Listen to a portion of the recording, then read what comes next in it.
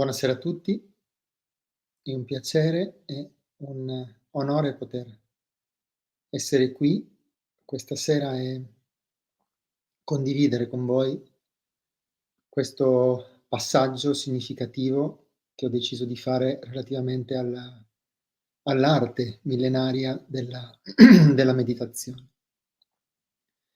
Sono molto felice perché la pubblicazione che sto per condividere e presentare, ehm, è un libro significativo per chi vuole comprendere profondamente l'esperienza meditativa ed è significativo anche per questo particolarissimo momento storico che stiamo attraversando. Ho deciso di condividere, ehm, una linea millenaria che riguarda l'arte della meditazione così come l'ho appresa nella sua forma originale per diverse ragioni, per 2 ragioni principali.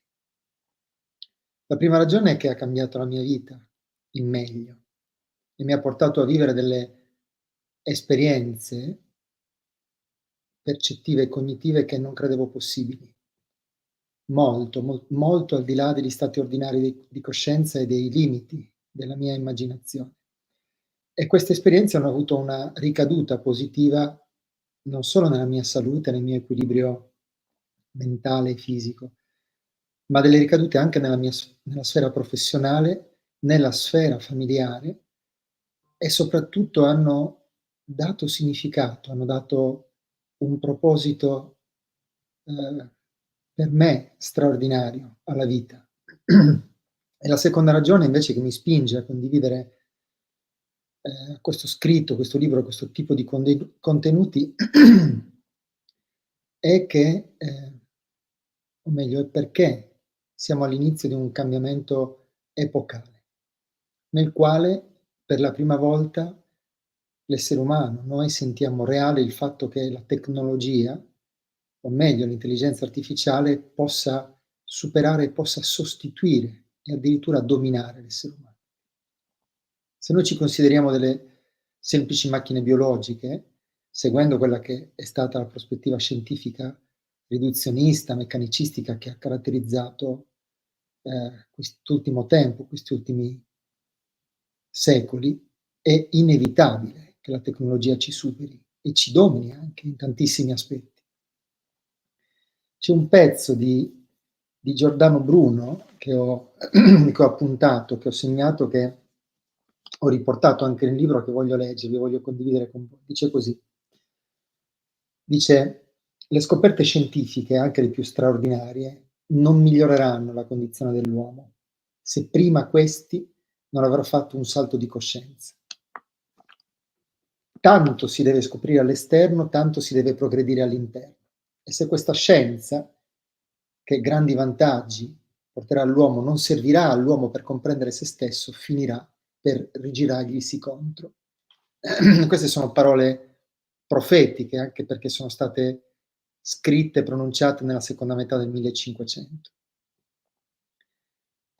Oggi più che mai l'uomo deve spingersi dentro se stesso, deve conoscere se stesso, utilizzando degli strumenti e dei saperi che sono stati veramente capaci di attraversare i millenni, superando delle radicali trasformazioni, sia storiche che sociali, culturali e anche ambientali, dei cambiamenti epocali ambientali.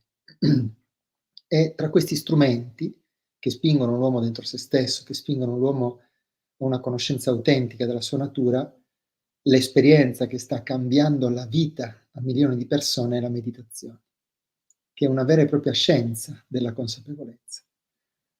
E quindi prima di entrare in questa condivisione e anche nei contenuti esperienziali del libro, vorrei condividere il contesto in cui questo libro è stato scritto, il perché ho deciso di dedicare una pubblicazione a un sentiero così antico e così moderno allo stesso tempo. Noi viviamo sicuramente in un contesto ambientale, sociale e relazionale molto spinto, iperperformante. Questo è caratterizzato da picchi, soprattutto di adrenalina, di dopamina e poi da down depressivi, e noi cerchiamo appunto di porre rimedio a questa situazione spesso attraverso l'uso smodato della chimica, ad esempio, dei farmaci. Ci sono mai nella storia dell'uomo c'è stata una diffusione così potente dell'utilizzo di psicofarmaci su scala globale anche tra i più giovani, anche purtroppo tra gli adolescenti. Utilizziamo per compensare questo contesto distorto, distopico, attraverso il junk food, il cibo spazzatura, attraverso le relazioni tossiche e riempiamo le nostre giornate di cose da fare, di obiettivi.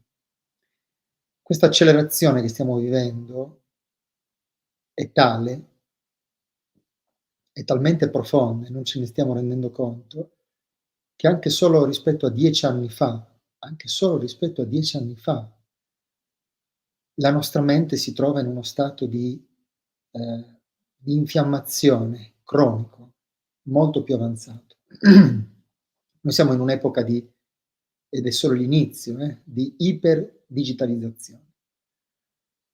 E e in questo contesto la meditazione diventa forse la migliore soluzione per poter tornare ai bioritmi naturali.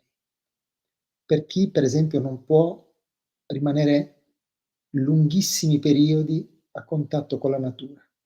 La meditazione ci insegna ad ascoltarci, a rigenerarci, a veramente entrare in contatto con il riconoscimento di quelle che sono necessità molto profonde, molto autentiche e anche i bisogni che appartengono alla nostra natura reale, alla nostra unicità, che in questo contesto disgregante si perde. Tendiamo veramente a omologarci a modelli di felicità, di relazione, di famiglia, a volte che e anche a modelli sociali, politici che proprio non ci appartengono. Questo perché non siamo stati educati a riconoscere la nostra unicità, la nostra natura. Ed è solo una rivoluzione interiore che ci permette invece di avere maggiori possibilità, non solo come individui, ma come specie, di essere adatti a vivere, a sopravvivere, a prosperare in questo pianeta, in armonia con gli altri esseri e con la natura, con le altre forme di vita. E se ci guardiamo intorno, e molti di noi pensano che sia la tecnologia a risolvere i nostri problemi, io non penso che la tecnologia risolverà questa rabbia, questa competizione, questa violenza inaudita che stiamo vedendo nella Terra. Abbiamo necessità di una rivoluzione in termini di consapevolezza. E imparare a fermarsi è il titolo di questo libro, è emblematico e significativo perché fermati e respira. E imparare a fermarsi in questa società che corre senza sosta non è solo un superpotere, ma è proprio una necessità fondamentale. Chi è veramente felice sta bene per il semplice fatto di esistere, non ha necessità di fare, di avere, di apparire. Sta bene perché esiste, perché è in contatto col dono della vita, con gli aspetti più profondi del suo essere. Ed è vero però che nonostante ognuno di noi passa dei periodi in cui siamo veramente costipati, non mi riferisco a una costipazione fisica, a un raffreddore fisico, entriamo cioè in riserva proprio energetica, come le macchine, no, consumiamo fino in fondo le risorse che dovrebbero renderci vitali, creativi, felici e ci allontaniamo così tanto dai nostri bioritmi naturali che veramente dimentichiamo cosa vuol dire stare bene, lo dimentichiamo. Non ricordiamo più cosa sia la leggerezza, la spensieratezza, il sentirsi rigenerati profondamente, riposati, alzarsi riposati, sentirsi riposati durante il giorno, sentirsi connessi ai bioritmi naturali. Anche perché sappiamo che il benessere è uno stato di coscienza, che non riguarda solo il corpo fisico, riguarda le nostre risorse di energie vitali, emozionali, mentali, esistenziali, spirituali anche. Vi faccio una domanda: quando è stata l'ultima volta in cui ti sei fermato, veramente ti sei fermato ad ammirare un paesaggio naturale? in cui hai preso un sospiro e ti sei fermato lì. Io non so che ricordi stiamo condividendo nel silenzio in questo momento, però la verità è che noi siamo stati educati per vivere in fuga da noi stessi, in fuga dalle grandi questioni esistenziali, ci anestetizziamo veramente in maniera potente. Viviamo in fuga dalle paure, dalle insicurezze, dalla sensazione di solitudine, dal nostro dolore anche, ci anestetizziamo a fondo fino a che è possibile, a oltranza. E la verità è che riempiamo le nostre vite con cose assolutamente inutili che sono diventate i bisogni principali, che crediamo essere indispensabili alla nostra vita. E quindi ci sono 2 modi per fermarsi. Uno è fuori, e se non ti fermi, dopo un po' ci pensa la vita a fermarti, o ci ammaliamo, accade qualcosa per cui devi fermarti. Oppure impariamo a fermarci dentro. E fermarsi dentro nella cultura occidentale è ancora un mare pressoché inesplorato. Eppure ci sono sempre più persone tra di noi che stanno integrando questa possibilità nel proprio stile di vita e stanno ottenendo dei grandissimi benefici, grandissimi. Ma cosa vuol dire? Cosa vuol dire fermarsi dentro? Se noi chiudiamo gli occhi, anche in questo istante, e proviamo con profonda umiltà ad ascoltare questa inquietudine che abbiamo dentro, questi vortici che abbiamo dentro, fatti di pulsioni, di istinti, di desideri, di progetti, di idee, di obiettivi, di ruminazioni mentali, di analisi, di ossessioni, di ricordi, di immaginazione, di fantasie, ma anche di opinioni, di giudizi.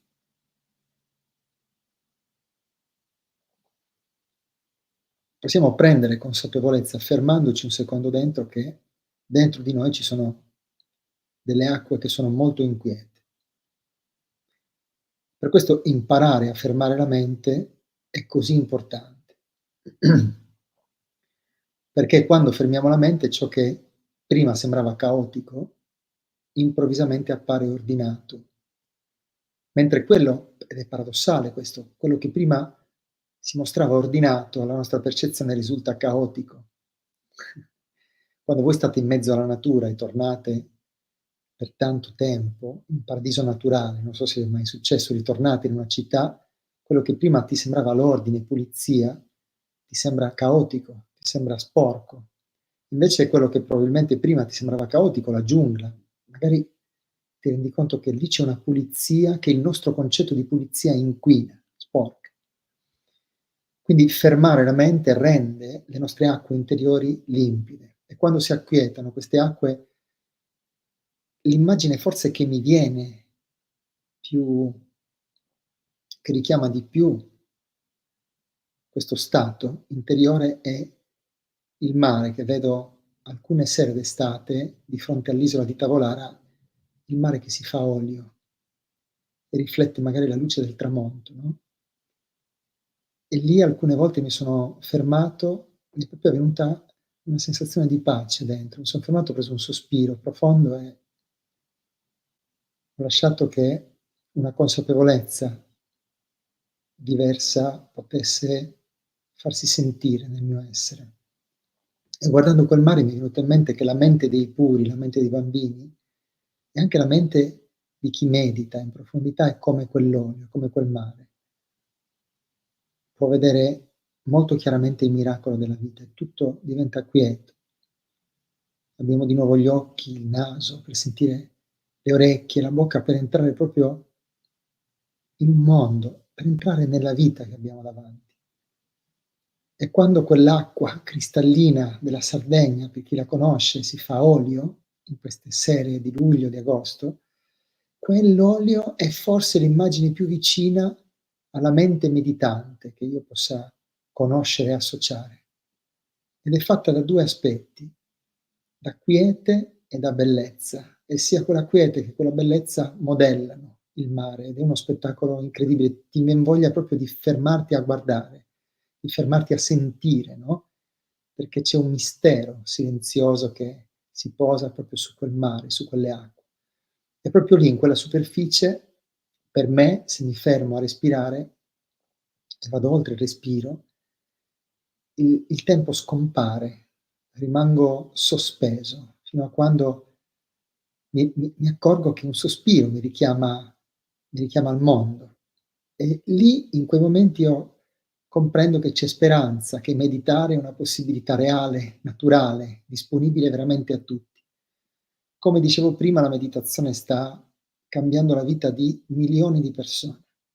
È una vera e propria scienza della consapevolezza ed è la rivoluzione di cui abbiamo bisogno. E questo libro è un viaggio vero però, Fermati e respira è un viaggio alla scoperta di quest'arte millenaria ed è un invito a, sperimentare quella che è tra le migliori strategie rigenerative che possano esistere, proprio alla luce delle ricerche scientifiche di neuroscienze d'avanguardia. La meditazione sappiamo, e ne parlo da tanto tempo, che è una fonte, una medicina di benessere, di salute, che può apportare delle modifiche radicali alla biologia del nostro corpo, al tessuto dei nostri pensieri, alla qualità delle nostre emozioni, ma anche proprio al mondo attorno a noi. Sappiamo che se in un nucleo familiare c'è una persona che medita, la qualità della vita media in un anno di quella famiglia si innalza. E come dicevo prima, nel nell'era che stiam vivendo di iperdigitalizzazione, è una soluzione importante, proprio per tornare a dei ritmi naturali. Ci insegna a fermarci, ad ascoltarci, a riscoprire dei bisogni che abbiamo dimenticato, a delle vocazioni più profonde, autentiche, e spesso sono in contrasto tutto questo sentire con quello che vediamo all'esterno. E oggi si parla molto di meditazione, molto, se ne parla sempre di più, soprattutto di meditazione buddista, di meditazione zen, e quindi in questo libro ho voluto condividere invece una tradizione straordinaria, una tradizione praticamente sconosciuta, o non così tanto conosciuta, da cui deriva la mia esperienza. E si riferisce ai maestri Siddha del Tamil Nadu e agli 8 passi che da millenni hanno descritto, il cammino per arrivare alla vera esperienza meditativa. Oggi c'è molta confusione rispetto a cosa sia la meditazione e cosa sia lo stato meditativo. Molto spesso si associa a parole e contesti che non appartengono all'origine. E in questo libro condivido proprio la via della meditazione nell'ottuplice sentiero, quindi un'esperienza straordinaria della tradizione indovedica. E trovo affascinante poterla ripercorrere, e l'ho ripercorsa, proprio alla luce delle ricerche neuroscientifiche, delle scienze moderne, che mostrano in maniera sconcertante e affascinante come millenni or sono esistesse un cammino di altissimo impatto non solo sul benessere e sulla salute, ma proprio sul significato di se stessi, sull'esperienza umana.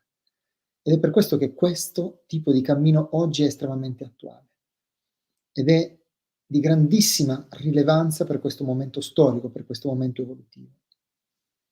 Ehm, quindi è un percorso che ho cercato di fare non solo per, condividere i reali benefici meditativi alla luce delle ultime ricerche di un percorso di questo tipo, ma è quello che sappiamo relativamente, ehm, ai processi di infiammazione, alla sua capacità di modificare il nostro cervello, di rallentare i processi di invecchiamento, di regolare il tono dell'umore, gli stati depressivi, gli attacchi di panico, l'ansia, insomma c'è una letteratura scientifica molto vasta, che riguarda anche il potenziamento delle abilità cognitive, ma anche la parte più affascinante dell'esperienza meditativa, cioè come ci permette di entrare in stati superiori di coscienza e perché questi stati vengono ritenuti, alla luce delle ricerche, lo leggerete nel libro, molto più potenti, più profondi anche degli stati prodotti dalle droghe. E quindi mi sono chiesto, prima di iniziare a scrivere questo libro, se fosse realmente necessario condividere un percorso così antico che non ti spiega semplicemente una tecnica, ma ti spiega uno stile di vita, cioè perché la meditazione è uno stile di vita e non semplicemente una pratica o un'attitudine. E al di là del fatto che la meditazione sia effettivamente la medicina del nuovo millennio e che ci sia un'informazione molto parziale sulla reale natura, sulla sua origine, l'origine dell'esperienza meditativa, ho ritenuto importante presentare questo percorso nobile, questi 8 passaggi, riprendendoli dalla tradizione, da una tradizione che ha circa 5000 anni.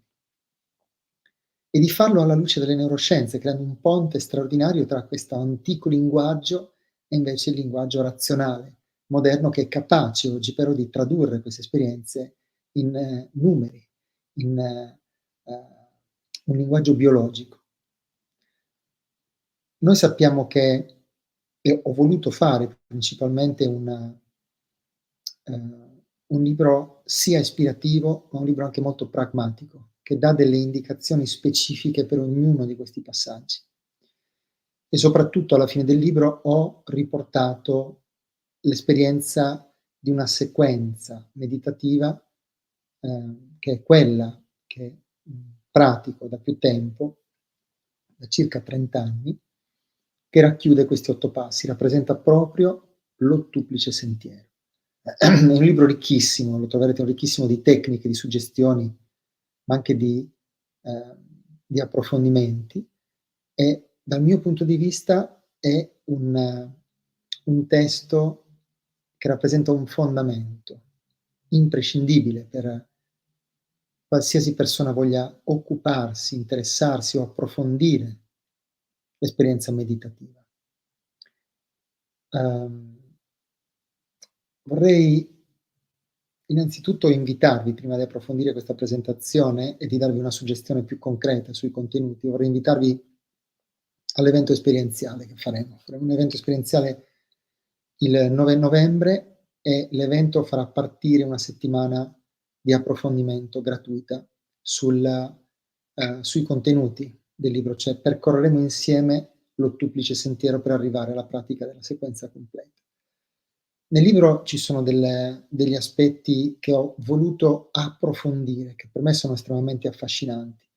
Il primo fra questi sicuramente è l'approfondimento dei segreti che riguardano, l'arte della respirazione. Presento infatti gli studi che esistono sul sospiro ciclico, il sospiro ciclico, che è la tecnica attualmente respiratoria più efficace che esiste secondo la comparazione che hanno fatto gli studi di neuroscienze, relativamente alla capacità che abbiamo di abbassare il livello di stress e quindi di cortisolo. Agisce sull'abbassamento del livello di cortisolo e basta un'applicazione di 5 minuti. Però poi ho approfondito perché alcune pratiche antiche, per esempio il respiro del cuore, e quindi una pratica meditativa che ha caratterizzato in maniera trasversale tantissime correnti filosofiche e spirituali, tra cui i padri della Chiesa, quindi perché scendere nel cuore attraverso il respiro, perché utilizzare l'arte dell'ascolto, della respirazione, della visualizzazione, ehm, attraverso la discesa del respiro nel cuore, stimola direttamente, per esempio, il vago, il nervo vago, e quindi agisce direttamente sul sistema nervoso parasimpatico, inducendo uno stato così profondo di pace, di quiete, di presenza. Ma ho approfondito altri temi, per esempio anche il reale richiamo dei sensi, come costruire il percorso che ci porta direttamente all'esperienza degli stati superiori di coscienza. E quindi anche tutto quello che riguarda l'alimentazione, il cosiddetto digiuno integrale, o digiuno spirituale, così come era fatto millenni or sono. E poi anche, come vi ho detto, la sequenza completa di questi 8 passi. Questa tradizione è stata portata avanti, ha superato il corso dei millenni grazie a grandissimi maestri, a grandissimi saggi. Nel libro analizzo i testi di 2 di questi grandi, di Patanjali, di Tirumular, che è molto meno conosciuto, i cui testi non sono mai stati tradotti in italiano e sono dei versetti, dei sutra di una bellezza, di una profondità, di una saggezza per me sconcertante. E la bellezza è che questi grandi saggi, questi grandi maestri hanno iniziato a descrivere il sentiero della meditazione non partendo da tecniche, non partendo da pratiche specifiche, ma hanno gettato, come dicevo prima, il fondamento di uno stile di vita e quindi hanno mostrato come preparare un terreno solido, no, su cui costruire delle colonne portanti che sono capaci di sostenere le esperienze degli stati superiori di coscienza. Per esempio, la prima cosa che è importante sapere, che tratto all'inizio del libro, è come gestire e governare sia il nostro ambiente interno e sia l'ambiente esterno, quindi quali sono delle linee guida etiche proprio per il nostro comportamento che aiutano la meditazione.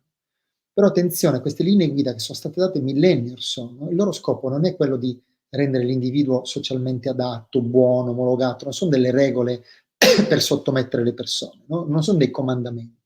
Toccano degli strati molto più profondi della nostra esistenza, gettano proprio le fondamenta per eliminare, per purificare tutte quelle distorsioni mentali, emotive e comportamentali che poi caratterizzano la vita dell'essere umano comune. Questo ottuplice sentiero, questi 8 passi, questo millenario percorso proprio di autorealizzazione, prevede una sorta di codice etico, perché non è possibile alcuna esperienza meditativa realmente profonda e stabile, nessuna libertà dai turbamenti mentali ed emotivi, finché tutte le nostre tendenze disfunzionali non vengono proprio sradicate o quantomeno comprese, quantomeno integrate.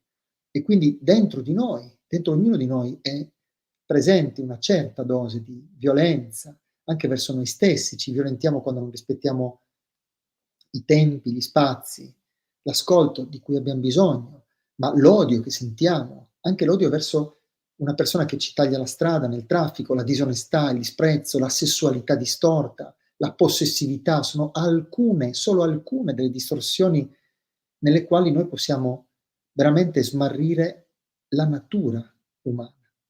E fino a quando subiamo le influenze di questi aspetti, la mente e anche il cuore saranno preda di turbamenti e di tempeste, piccole o grandi, che provocheranno appunto dentro di noi delle modificazioni mentali. L'esperienza vera, profonda, meditativa non sarà possibile, perché saremo costantemente infiammati. Però prima ho detto appunto che questo libro inizia con una base solida che riguarda la capacità di governare, questa parola incredibile, il nostro ambiente interno e l'ambiente esterno. Governare non vuol dire controllare, attenzione.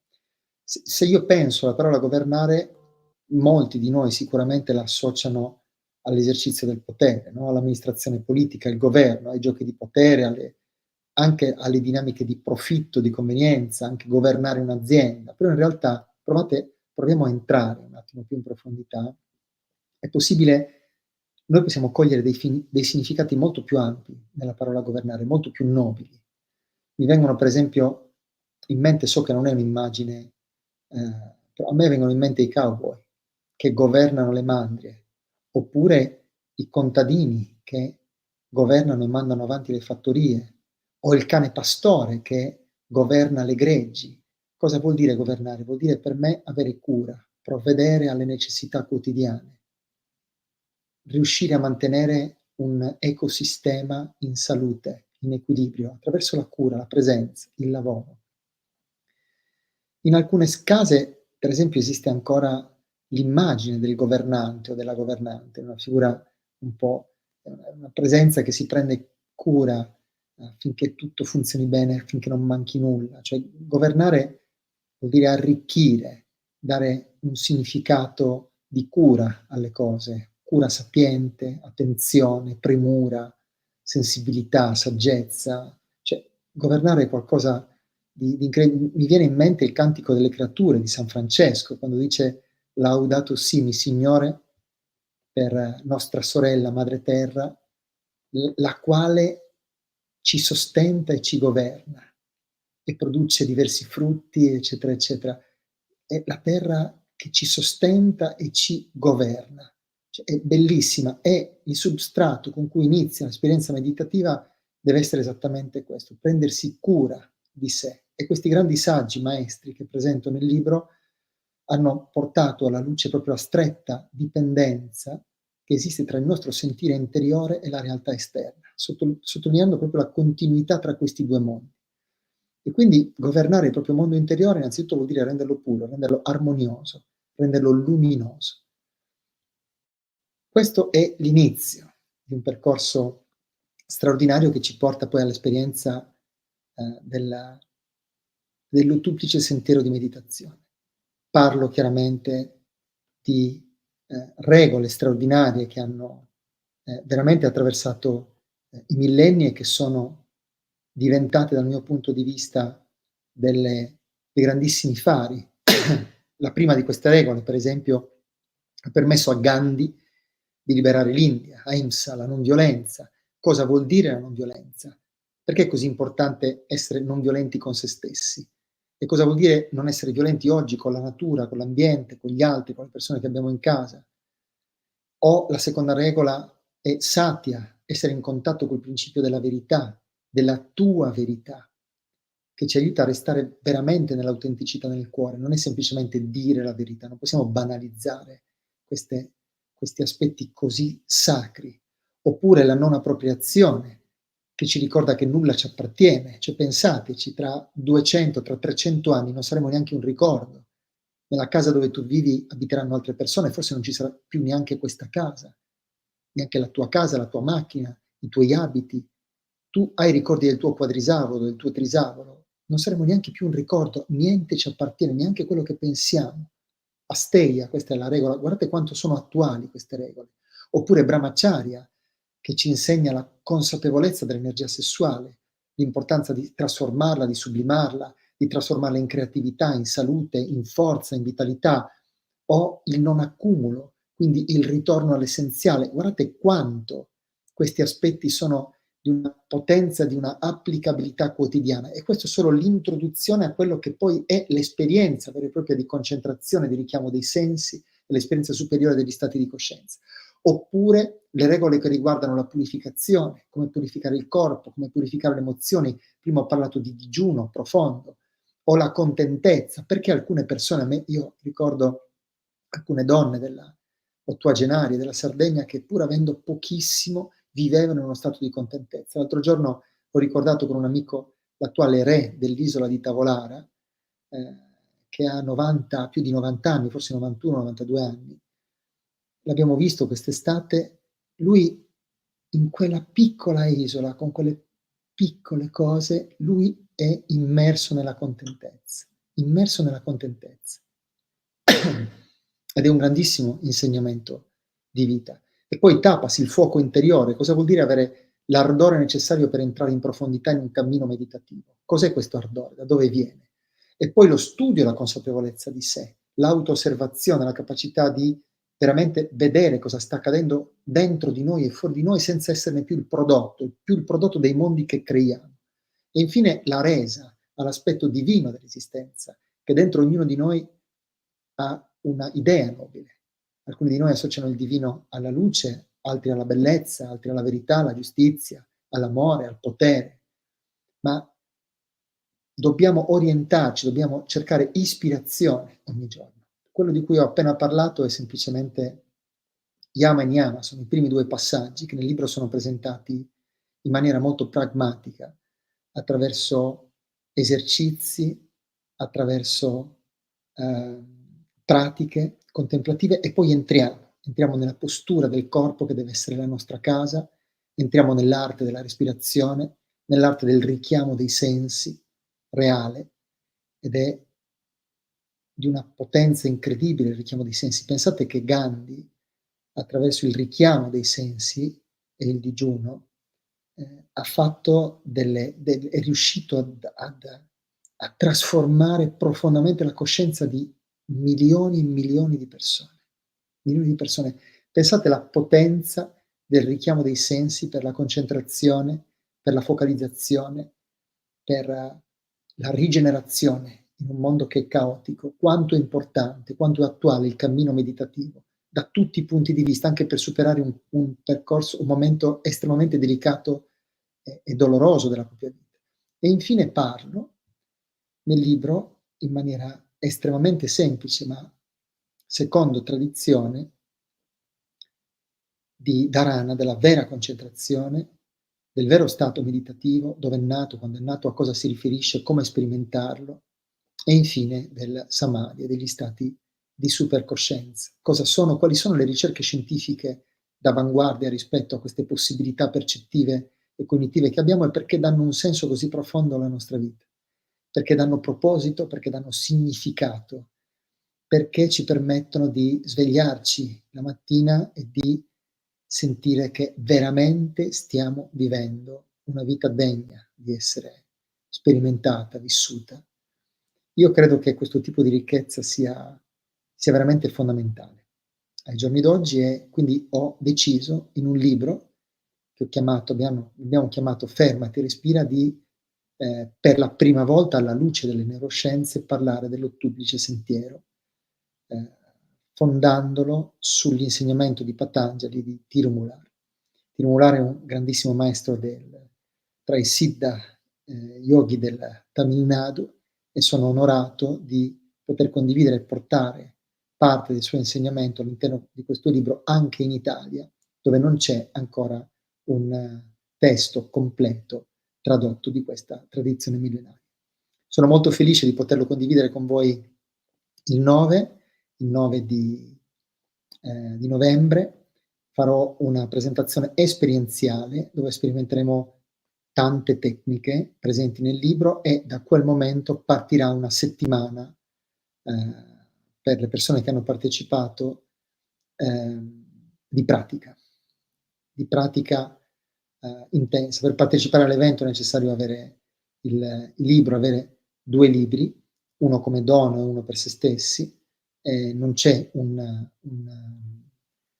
corrispettivo, l'evento è aperto appunto, non c'è un biglietto, ma da quel momento partirà una settimana di pratica dove ogni giorno approfondiremo, daremo una suggestione su uno degli 8 passaggi e li sperimenteremo attraverso degli esercizi pratici. Sono molto felice di poter condividere questo percorso. Questo percorso personalmente, quello che mi dà riviverlo, riapprofondirlo, studiarlo, applicarlo, trasformarlo in vita, è una sensazione di forza, di integrità, di vitalità, è la sensazione di essere integro. Mi dà proprio una sensazione di forza incredibile, incredibile, una sensazione indescrivibile, però allo stesso tempo ti viene voglia di condividere quel benessere, quella gioia che tutto questo crea e quel significato che tutto questo crea. Alla fine del libro ho anche voluto approfondire, come vi dicevo, il tema dell'alimentazione, e quindi c'è una piccola dieta meditativa, cioè uno stile di vita alimentare meditativo, che può essere fatto per 3 giorni o per 7 giorni, e che prepara la mente a entrare molto più in profondità nell'esperienza meditativa, e riporto anche il concetto di cibo presente nelle Upanishad vediche, che è un concetto meraviglioso. E chiudo con questa suggestione, e apro un piccolo spazio di condivisione di domande. Se le avete poi vi aspetto il 9. Ma guardate, è bellissimo, perché c'è un dialogo nelle Upanishad, nelle Taittiriya Upanishad, dove questo ragazzo si avvicina al padre e gli chiede di spiegargli la natura divina dell'esistenza, gli chiede che cos'è l'assoluto, e il padre, anziché fare discorsi filosofici astratti o spiegargli delle tecniche complesse, gli dice che l'assoluto Dio è cibo. Gli dice: tutto nasce dal cibo. Quando tu eri dentro la pancia della tua mamma ti nutrivi di tua madre. Quindi la vita viene dal cibo e la vita si sostenta attraverso il cibo. E quando tu muori ritorni al cibo. Quindi la vita viene, si sostenta e ritorna al cibo. Quindi il cibo, quando tu mangi, quella è l'esperienza divina più pratica, quotidiana che tu puoi fare. E lì sorge una domanda, e vi faccio una domanda: se è vero che ognuno di noi vive attraverso il cibo, di cibo si nutre e ritorna al cibo, ed è cibo perché il tuo tempo, la tua attenzione, la tua presenza nutre altri esseri, nutre dei progetti, la tua forza vitale diventa cibo per i progetti che tu coltivi, la tua attenzione nella cura di un figlio, di un partner diventa cibo per quella relazione, la nutre quella relazione. Allora vi faccio questa domanda: voi di cosa siete cibo? Cosa state nutrendo? State nutrendo qualcosa per cui vale la pena vivere, per cui vale la pena essere cibo? Siete parte di quel nutrimento che sta alimentando qualcosa di valore, che nutre il pianeta, nutre gli altri esseri, nutre la ricchezza, la bellezza che esiste oppure nutre la distruzione, la cupidigia, l'accumulo? Perché questa è una domanda fondamentale. Chi compie l'ottuplice sentiero deve entrare in profondità nelle questioni esistenziali. Se il cibo è l'espressione divina di Dio, inteso come stato di coscienza, più concreta che esiste, e tutto è cibo, un bacio è cibo, una carezza è cibo, uno sguardo è cibo, un film è cibo, un libro è cibo che ci nutre, una relazione è cibo, un sentimento è cibo, un'emozione è cibo, la tua attenzione, presenza e cura è cibo. Se tutto è cibo e la vita di vita si nutre, tu di chi sei cibo? A chi stai offrendo l'alimento della tua vita? Cosa stai alimentando? Vi auguro di fare un buon percorso in questa lettura, perché credo che possa essere profondamente trasformatrice in profondo spirito di servizio. Ehm, e quindi vi invito il 9 a essere presenti a questo, per me, bellissimo evento, dove sperimenteremo il sospiro ciclico. Vi farò vedere cosa accade nel corpo e perché si abbassa il cortisolo in 5 minuti, in maniera molto più significativa di tutte le altre tecniche che hanno comparato in laboratorio, di respirazione o di meditazione o di mindfulness, di qualsiasi cosa. Che cos'è la respirazione del cuore? Perché il respiro nasce nel cuore e perché porta così tanta pace una pratica così. E qual è la pratica dell'ottuplice sentiero? Qual è questa sequenza di 8 passaggi e come si può interiorizzare i sensi? Quali sono gli esercizi di attenzione? Quali sono le regole, appunto, interiori di yama, di niyama, quelle esteriori che governano il nostro ambiente interno ed esterno? E perché dovremmo chiederci come possiamo applicare, così come ha fatto Gandhi, ad esempio, la non violenza o il ritiro dei sensi dall'esterno per trasformare le nostre vite, per avere un impatto significativo nelle nostre vite. E quindi vi auguro buona lettura di questo libro e apro un piccolo spazio, se ci sono, breve alle domande, invitandovi all'evento del 9. Erika chiede, grazie Luca innanzitutto, quando parli di duplice sentiero, non è lo stesso del buddismo? Ho capito bene? Allora, la parola vorrei chiarire questa cosa qua. Non è lo stesso il buddismo, o quantomeno non credo che sia lo stesso il buddismo. La parola meditazione, la prima volta che è apparsa in questa terra, è stata citata nell'Upanishad attraverso il termine sanscrito dhyana, che vuol dire letteralmente essere nello stato meditativo, e anche visione surreale, sul reale. E il Buddha parlava Pali, quindi quando ha imparato l'arte della meditazione, e l'ha imparata in India appunto, pronunciava la parola dhyana attraverso l'accento Pali che è jhana. Quindi quando è arrivato in Cina, ha avuto i primi discepoli hanno tradotto nell'ideogramma cinese Chan la parola jhana, che deriva da dhyana. Quando poi Chan è arrivato in Giappone è diventato Zen, quindi la radice di tutto questo e dell'ottuplice sentiero è indovedica. E i maestri della tradizione dei Siddha, che hanno millenni, si parla anche di 5.000 anni in alcuni casi, sono stati i primi a parlare dell'ottuplice sentiero così come presentato nel libro. Le farete voi le comparazioni, non credo che siano le stesse cose, io non mi occupo di buddismo, ho letto dei libri, ma parlo e scrivo di ciò che sperimento, di ciò che conosco e del lignaggio, della tradizione da cui viene questa conoscenza, che è quella da cui ho fatto esperienza. Ed è una prima assoluta che in Italia venga presentato un lavoro sui maestri Siddha del Tamil Nadu, ma soprattutto che venga visto l'ottuplice sentiero in quest'ottica, quindi yama, niyama, le regole base, asana, pranayama, pratyahara, dharana, dhyana, samadhi. Questi passi vengono approfonditi alla luce delle neuroscienze e vengono soprattutto incastonati in modo che siano pratici nella quotidianità delle nostre vite. Stasera stavo rileggendo delle parti del libro e ogni capitolo inizia con una storia, con un racconto, che può appartenere alla tradizione degli indiani, tradizione induista, tradizione zen, tradizione. Perché ho scelto di avere questo stile narrativo? Perché volevo vedere che a volte è un racconto di Rumi, del sufismo, perché volevo condividere che a quella verità, quando ci si arriva tutti nella stessa maniera e in qualsiasi modo noi la raccontiamo, quella verità ci unisce, ci ricorda che siamo una sola cosa con la vita e allo stesso tempo tutti figli della stessa vita ed è da quell'esperienza diretta che nasce un sentimento di compassione, di fratellanza, di sorellanza, di fraternità in questa terra. E che quello che vediamo oggi nel mondo, queste guerre, questa violenza, sono figli semplicemente dell'ignoranza, di un'ignoranza coscienziale e spirituale. E l'arte della meditazione è parte della cura fondamentale di cui abbiamo bisogno.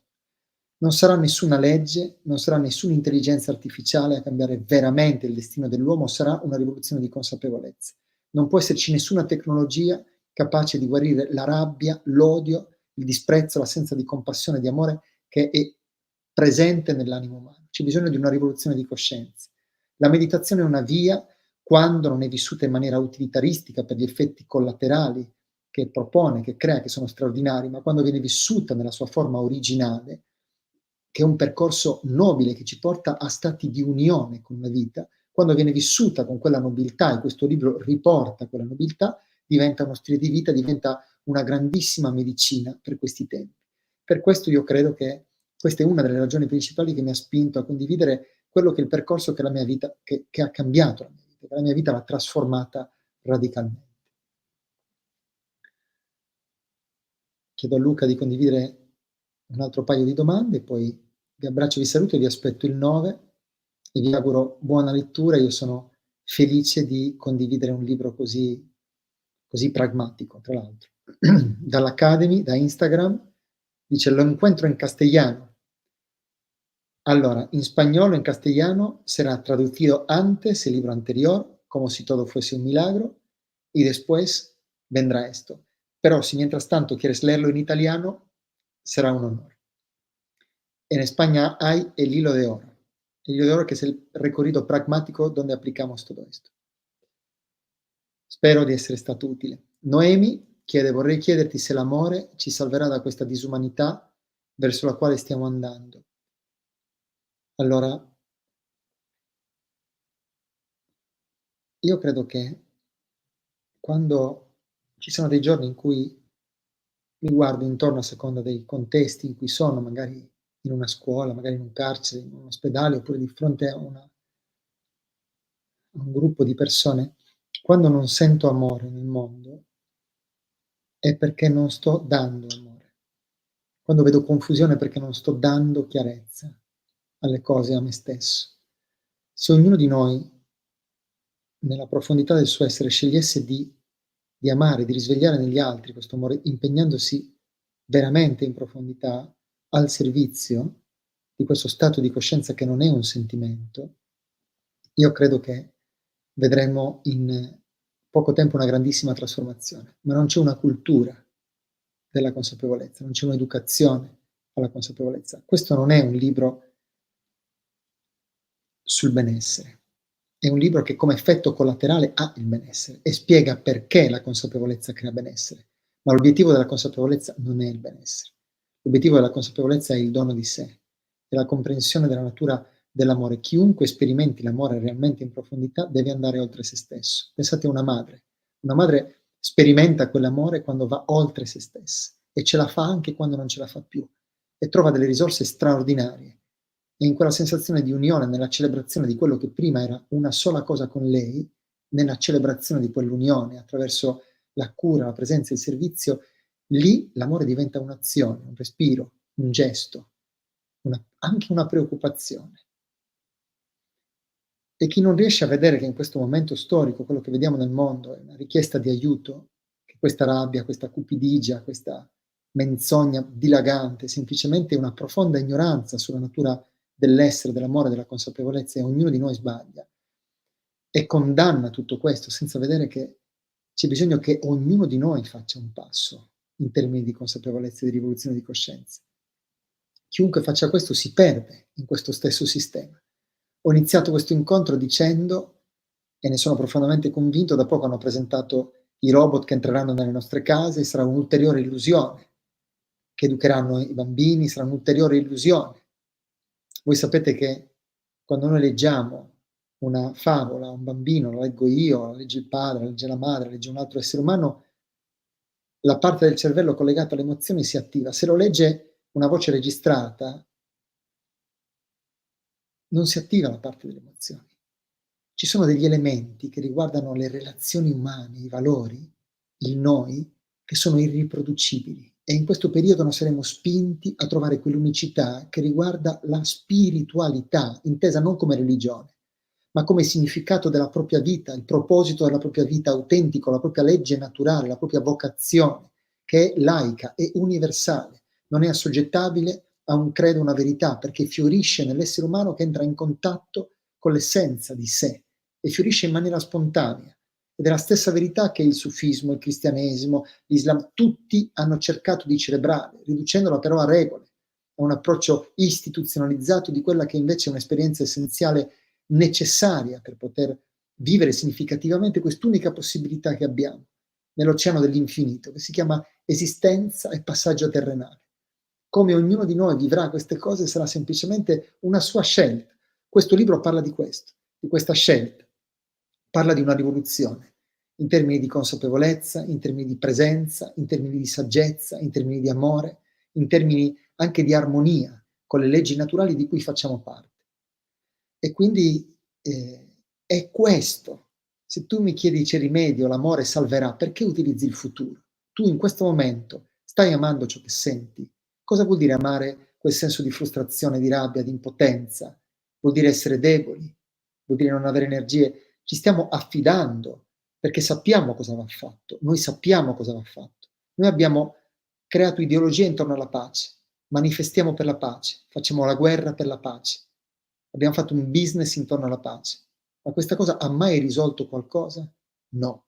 È una rivoluzione in termini di consapevolezza. Se noi investiamo in un'educazione alla consapevolezza, nell'innalzare la coscienza dell'essere umano, i comportamenti cambieranno, le istituzioni cambieranno, altrimenti non sarà realmente possibile un cambiamento vero. L'intelligenza artificiale non potrà mai risolvere la nostra cupidigia, la nostra mancanza di comprensione di amore, mancanza di rispetto per le altre forme di vita. Continueremo a essere delle bestie peggiori degli altri animali che avranno come capacità di intelligere delle possibilità che però utilizzeranno comunque per distruggere, dominare. Quindi credo che ci voglia un po' di coraggio, che dobbiamo creare una rete, un'ondata profonda di trasformazione che poi da intimità del nostro sentire si trasforma in azioni concrete. Ogni libro che ho scritto di fatto è diventato un progetto sociale. E sono curioso di vedere cosa accadrà a questo scritto e soprattutto come saremo in grado di trasformarlo in vita. Luca, se vuoi condividere un'altra domanda o altre due, do 2 suggestioni e poi vi rinvito all'evento del 9. Quindi ti chiedo di condividermi un'altra domanda e poi chiuderò questo incontro e vi ringrazio. Daniela chiede: quando nonostante la pratica costante si ricade nei soliti loop mentali, è normale o si sta commettendo qualche errore? Allora, immagina, ne ho parlato l'altro giorno in Spagna, immagina, ti faccio vedere una cosa, vediamo se mi esce. Immagina questo disegno. Non so se lo vedi. Allora, questa è la linea evolutiva. Tu ti stai evolvendo. Ma in questa linea evolutiva ci sono degli alti e dei bassi. E quando tu sei nel picco alto dici sono illuminato, sono arrivato, ho capito tutto, sto benissimo, sono più illuminato di tutti gli altri, erano tutti dormenti, sono l'unico illuminato, ce l'ho fatta. Ti senti forte, ti senti pieno di energia, ti senti... Poi c'è il picco verso il basso e qua, nonostante tu abbia già percorso questo tratto di cammino, tu qui senti che sei nel picco di down, che non serve a niente, che sei peggio di quando hai iniziato, che sei 30 anni che mediti e sei al punto dell'inizio, anzi peggio dell'inizio, poi risali, ed è un periodo bellissimo, poi riscendi noi tendiamo a identificarci con le oscillazioni interne ed esterne. Che cosa fa l'ottuplice sentiero? Ti permette di disidentificarti dalle oscillazioni, dai cambiamenti dell'ambiente interno e esterno, smettere di esserne il prodotto, comprendere che sei una coscienza che attraversa le oscillazioni ed è in costante evoluzione eterna e che questa evoluzione nel presente diventa completezza, diventa integrità. Quindi non preoccuparti di queste oscillazioni. Quando dentro di te maturerai quella granitica determinazione che si chiama compromesso, che passi lo che passi, mi siedo lì a meditare. Se la meditazione mi fa sentire rabbia, la rabbia sarà la mia maestra, il mio insegnamento, per ricordarmi quanto devo essere umile e determinato. Se la meditazione e la pratica meditativa farà evidenziare in te e ti presenterà al tuo cospetto l'insicurezza, tu farai di quell'insicurezza la tua maestra, la accoglierai e gli chiederai di insegnarti la fiducia, l'aprirti alle infinite possibilità. Se ti presenterà amore e gioia, non ti attaccherai a quell'amore e a quella gioia, cercando di possederli o di rimanere in quegli stati, li onorerai e poi li donerai all'esterno e nel dono di ciò che senti starà la tua ricompensa, perché la vita è dono, viene dato per dono. E quando noi recuperiamo la natura del dono incondizionato, ci ricolleghiamo alla natura della vita. Però questi principi sembrano così tanto lontani dal nostro vivere perché non li trasformiamo, non solo in un sentire, in una pratica meditativa. La pratica meditativa è di 24 ore al giorno. La pratica rituale meditativa è ciò di cui tu stai parlando. Quello che noi dobbiamo comprendere nell'ottuplice sentiero è che l'ottuplice sentiero è una questione di attitudine. Quando noi sviluppiamo lo descrivo quello che sto dicendo in altri termini nel capitolo dedicato nel paragrafo dedicato a tapas, che non è quello che intendono gli spagnoli. Tapas vuol dire ardore, tapas vuol dire bruciare, ed è quell'ardore, quel fuoco. Se voi sfregate le mani, continuate a sfregare le mani forti, dopo un po' sentite calore, fuoco nelle mani. E per continuare a sfregarle dovete avere costanza e dopo un po' vi rendete conto che per continuare a sfregare le mani dovete rilassare le spalle, dovete respirare bene e dopo un po' le mani arderanno e quel calore poi puoi appoggiarlo negli occhi e apportare un profondo stato di rilassamento nel tuo corpo. L'ardore, il compromesso che non è rigidità, non è neanche esaltazione, è una disponibilità eterna, granitica nel presente, al presente. Tutti questi sono alcuni dei passaggi. L'arte della meditazione è così straordinaria, così completa, che tocca tutti gli aspetti della nostra vita, le relazioni esterne, l'essenzialità, come ho detto prima, la comprensione dell'energia sessuale, della sublimazione dell'energia sessuale in creatività, in stati superiori di coscienza, la relazione con se stesso, l'auto-osservazione, l'abbandono alle forze nobili e divine dell'esistenza, il richiamo dei sensi, la respirazione, la postura, la concentrazione. Questo è quanto di più completo io conosco, autentico, che ci può portare alla vera esperienza meditativa. Io credo che al giorno d'oggi ci sono tantissime persone che parlano di meditazione, ma molto poche che si riferiscono a quella che originariamente era quest'arte, quegli stati e lo stile di vita di cui questo ha bisogno. Questo stile di vita è una medicina per quello che stiamo vivendo oggi nel mondo. Quindi vi aspetto il 9, spero che sia una giornata di presenza, sarà una giornata di esperienza, molto potente, molto profonda, e da lì partirà una settimana di pratica gratuita, aperta alle persone che hanno partecipato e aperta all'esterno. Vi ringrazio col cuore, vi auguro buona lettura di Fermati e respira e vi auguro soprattutto di entrare con quanto più luce avete nel vostro animo, nel vostro cuore, dentro l'esperienza della meditazione e di fare dono di quello che di meraviglioso c'è nell'essere umano alla vita e agli altri esseri. Grazie di cuore, vi aspetto presto.